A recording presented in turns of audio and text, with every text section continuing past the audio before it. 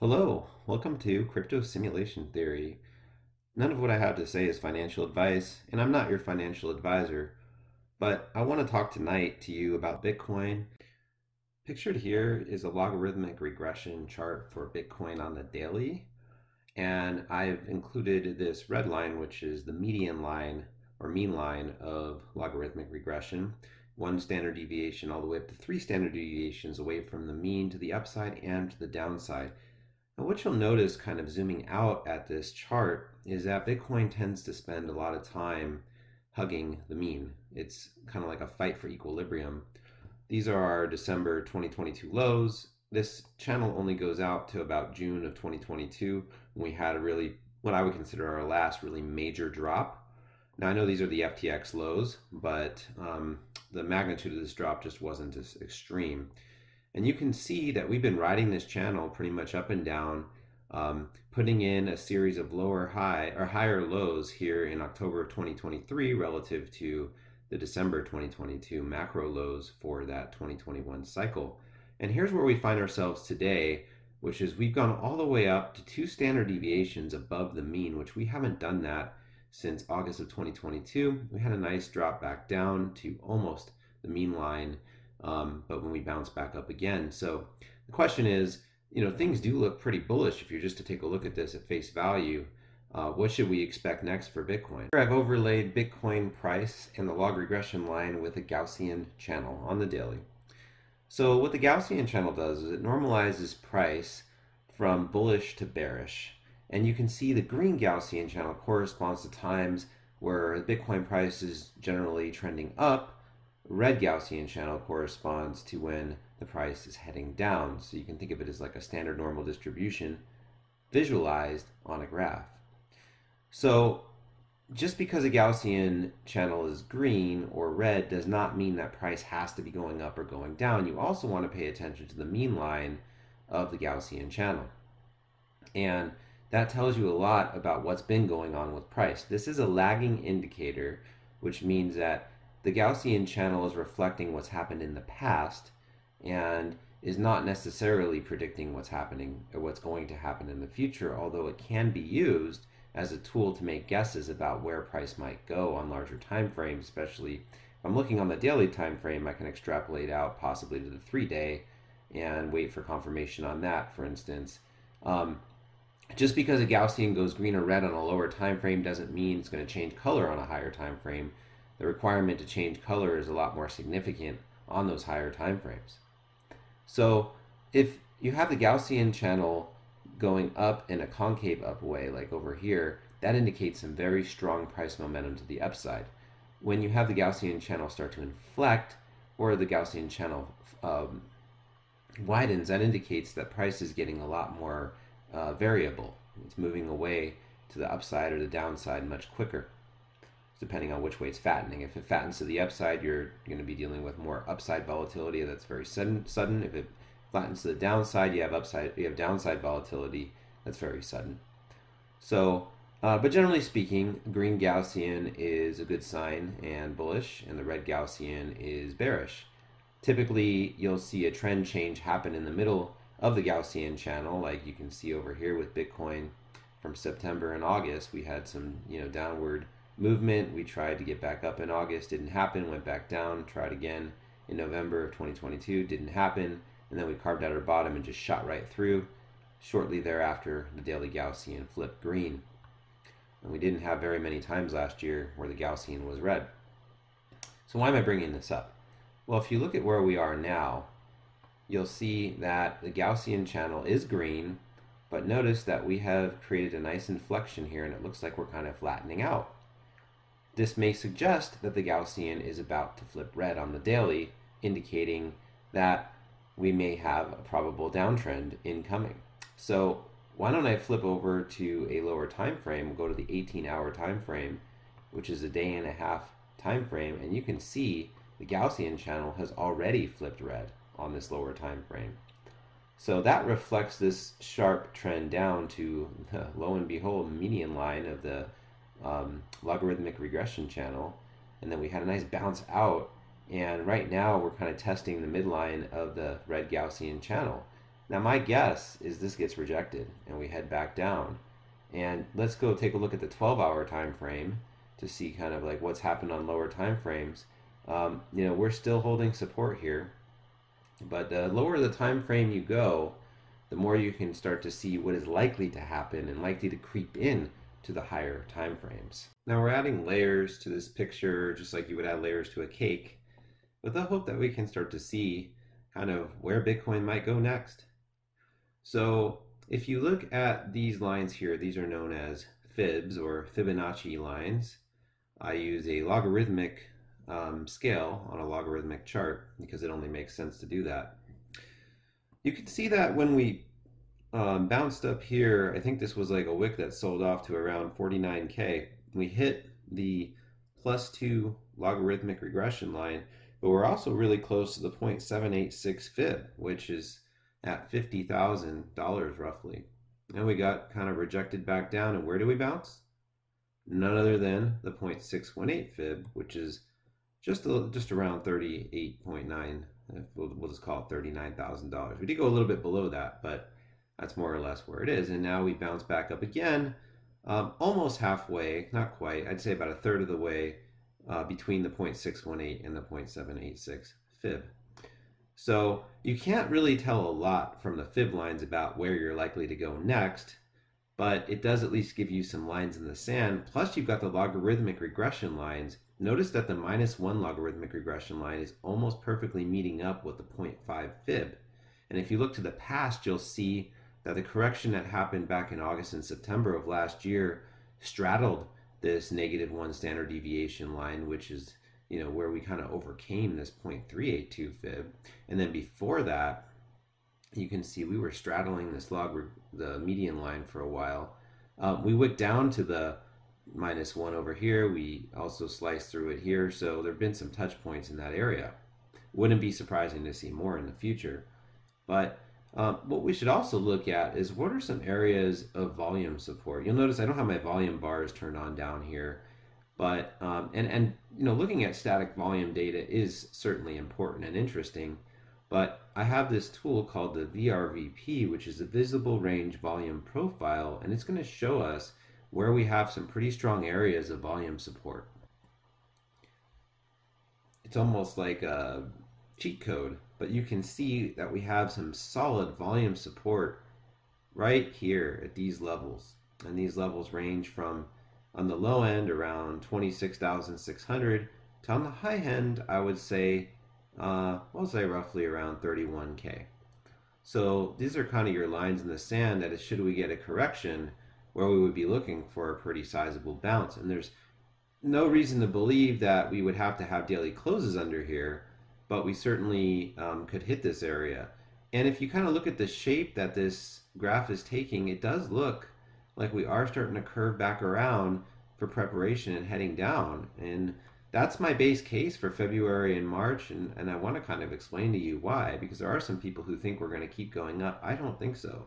I think we're heading down. We're in an area with some volume support here. It's not surprising that we bounced to the 618 because look at, we built up a fair amount of volume support in that 39,000 to 44,000 region, and we're not going to give that up easily, but I do think eventually the floor will fall out and you're going to see a capitulation right in here.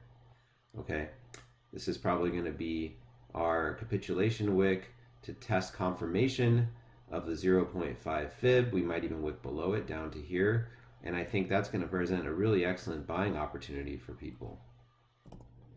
This is Bitcoin on a weekly time frame because it'd be kind of silly only to look at it on a daily time frame, stretching all the way out to the inception of Bitcoin. So these logarithmic regression channels, which again are in increments of 1, with the red logarithmic line representing the mean, represent areas of relative overvaluation and undervaluation. You can see right now, if we zoom in on this chart, we are straddling the median line once again. That's just what's going on. And we're actually, believe it or not, we're actually below it. Even on this green wick that we're experiencing this week, we're actually beneath the red logarithmic regression line. And you'll notice that following the double peak cycle, this last double peak cycle, we sliced right through it, put in our bottom almost 1 full standard deviation away from the mean, which has actually been a touch point during the COVID crash. And it was an area we almost got to in the 2018 bear market. So it's an interesting spot. We've kind of hobbled our way back up to it only very recently in November, December, touching it. And this is an area of support and resistance. Bitcoin price over time is very attracted to this logarithmic regression mean line. That's basically what all the cycles do. I can't explain it to you in a better way. Is just they just oscillate between overvaluation and undervaluation, with the goal eventually being to just get to this median line. That's what they want to do, is just get to their median line. And so what you should see over time is periods of less dramatic overvaluation and periods also of less dramatic undervaluation if this logarithmic regression holds indefinitely. I'm not saying that it will. This is a logarithmic regression uptrend that has been extending now for 14 years. You have to think at some point this will probably break to the downside and we'll start a new logarithmic regression curve, but I'll save that for a topic for another video. So I want to focus on what's going on with the weekly and see if we can, maybe use some indicators to confirm what I am suspecting is basically a rejection here at the logarithmic regression median line, causing us to have to head down once again, ideally to put in a higher low to confirm this bullish uptrend structure. We have our low from December, we have our low from August and September, and are we about to put in another low in February and March? That's what I think. Let's take a look. This indicator is a combination indicator of the RSI, or relative strength indicator, and the stochastic RSI.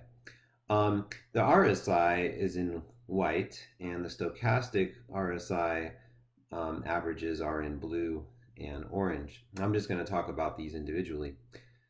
The RSI represents the rate of change of price. It's actually I think it's the average of price, but let's just think of it in a simple way. The rate of change of price over time.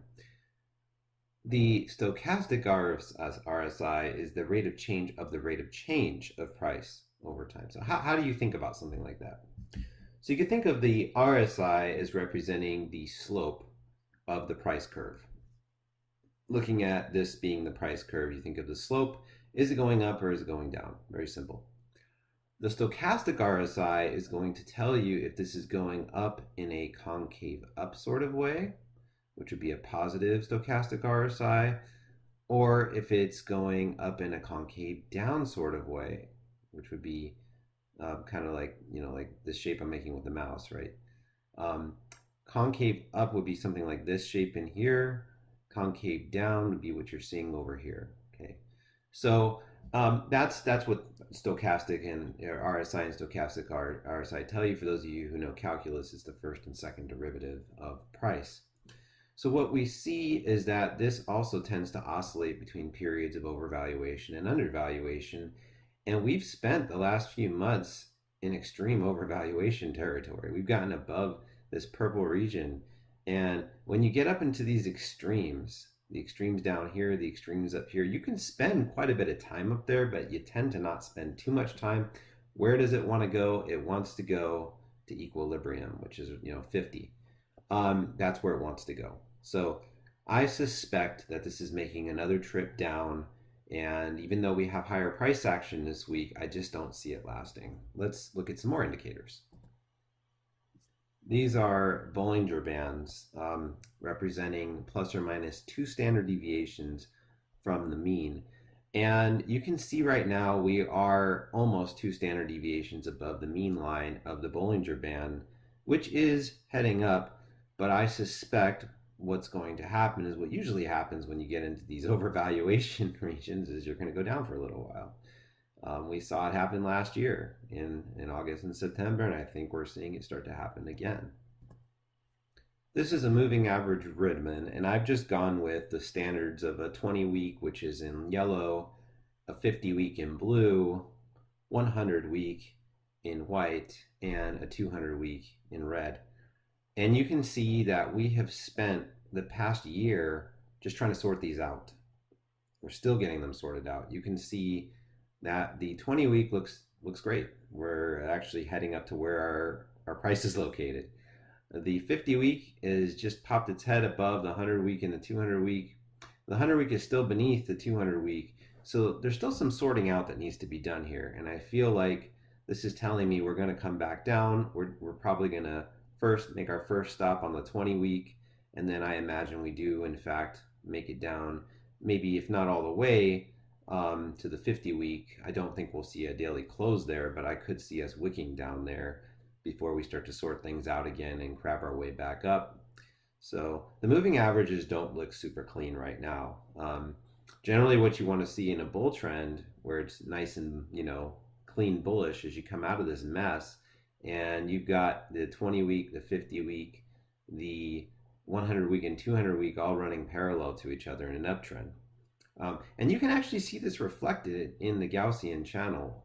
I didn't show you the Gaussian channel on the weekly, but I'm going to show it to you now. This is the weekly Gaussian. The weekly Gaussian is very strong compared to the daily Gaussian. The daily Gaussian could turn red and you wouldn't see it in the weekly Gaussian. You might see it in a brief change in concavity or a slight widening or something like that. But this green Gaussian is pretty indicative that we're in a bull market. We're in the early stages of a bull market, what we might refer to as crypto spring, but we're in one nonetheless. So you can see that when we get all the moving averages turning up in a really nice way, the green Gaussian gets nice and narrow, and that is just as bullish as you can possibly get. And we cut up all the way up here to 2 standard deviations above the mean from our at that time it was a 11-year trend line. It's now a 14-year trend line. But yeah, so our green Gaussian channel is kind of flat right now. We want to see this start to turn up, but we might have to come back down a little bit before we can see that happen. And it's lagging, so all this data that's in here should start to cause us to turn up even if we do head down towards it. Okay, another indicator I want to look at is called the bull-bear power trend. And this indicator shows you when the bulls are in charge versus when the bears are in charge. You can see the bulls have the most power when you get this green histogram. The higher up the histogram goes, the more the bulls are in power and the bears are at bay. You can tell when we were in a bear market because the absolute opposite happens. You get red histogram bars. As these come down, that trend is starting to weaken, and you can see that happening, right? We had these really high histogram bars and they're starting to come down, and this black curve kind of shows you where the overall trend is heading. Yes, we're getting a leg up, but my bet is this is just a lower high and we come right back down. So we have all these indicators that are pointing to downside. Downside coming soon. For sure, for the weekly, that's what I'm seeing. I mean, of course, anything can happen. I am not a fortune teller, but my bet is heavily on we're heading down for some time. What might that look like? Where might we go? Let's take a look back at the fibs and the VRBP to kind of summarize where I think Bitcoin is heading within the next month or two and what we might expect after that. Now, please don't take this prediction to the bank. But what I see happening is a rejection at the logarithmic regression trend line, and then heading back down to the 618 fib around 39K. I'm being generous here by giving it another bounce to another lower high around maybe 41.5K before slicing through it and heading down to around 33,000. Now, I think some of this may occur on a wick. I'm expecting a pretty violent bounce out of this.